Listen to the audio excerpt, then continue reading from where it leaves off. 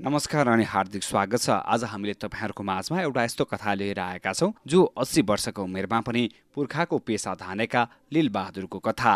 उमेरले 8 दशकमा लागेका म्याग्दीको धौलागिरी गाउँपालिका 3 मुनाका लीलबहादुर पुनको दैनिकी बाख्रासँगै जंगल र गोठ गरेर बित्ने गरेको छ। 80 वर्षीय लीलबहादुरको बाल्य र युवा अवस्था पनि बेडा बाख्रासँगै घुम्ती गोठ लिएर लेख बेसी गरेरै बितेको थियो।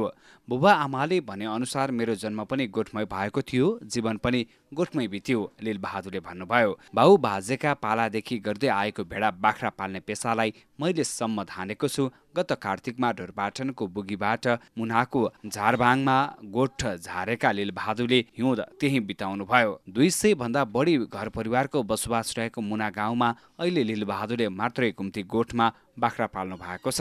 8-10 वर्ष अघिसम्म 40-50 वटा बाख्रा नहुने घर थिएन। 4-5 घर मिलेर एकजना गोठाला राखेर चरन क्षेत्रमा गोठ लैजाने चलन थियो। 5 वर्ष अघिसम्म 1000 भेडा बाख्रा पालेका लीलबहादुरले अहिले भेडा सबै बेचिसक्नुभयो। स्थानीय खरी जातका 100 बाख्रालाई 2 वर्षअघि रु 6 लाखमा बेचेका लीलबहादुर हाल भएका बाख्रा बेच्नका लागि पनि ग्राहक खोजिरहनु भएको छ, तर उहाँले ग्राहक पाउनु भएको छैन।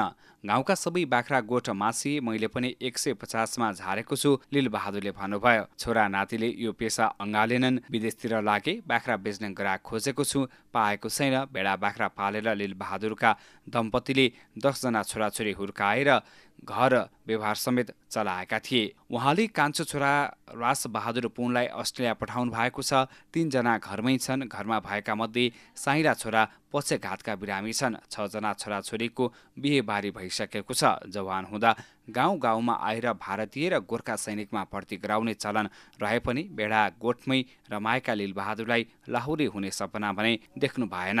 उहाँले वार्षिक 15-20 वटा खसीका र 10-15 वटा माउ बाख्रा बेच्नुहुन्छ। 4 देखि 5 वर्ष पालेको बोका र खसीलाई रु 30,000 सम्ममा बिक्री गर्नुहुन्छ। खसी मासु र बोका बलि चढाउन बिक्री हुन्छ। माउ बाख्रा भने घरमा पाल्नेहरूले किन्ने गरेका छन्। हिउँदमा बेसी झरेको समयमा घर परिवार र आफन्तसँग भेटघाट भए पनि जेठदेखि असोजसम्म हिमाल फेदेका बोकीको घुम्ती गोठमा बसाई कष्टकर हुने उहाँ सुनाउनुहुन्छ।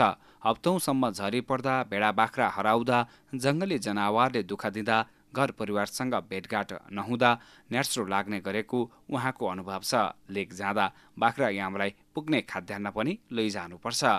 रेडियोमा गीत समाचार सुनेर मनोरञ्जन लिने उहाँलाई पछिल्लो समय मोबाइल फोनको सुविधा भएपछि साँझ बिहान घर परिवार आफन्तसँग हाल खबर सोध्न र गफिन सजिलो भएको छ।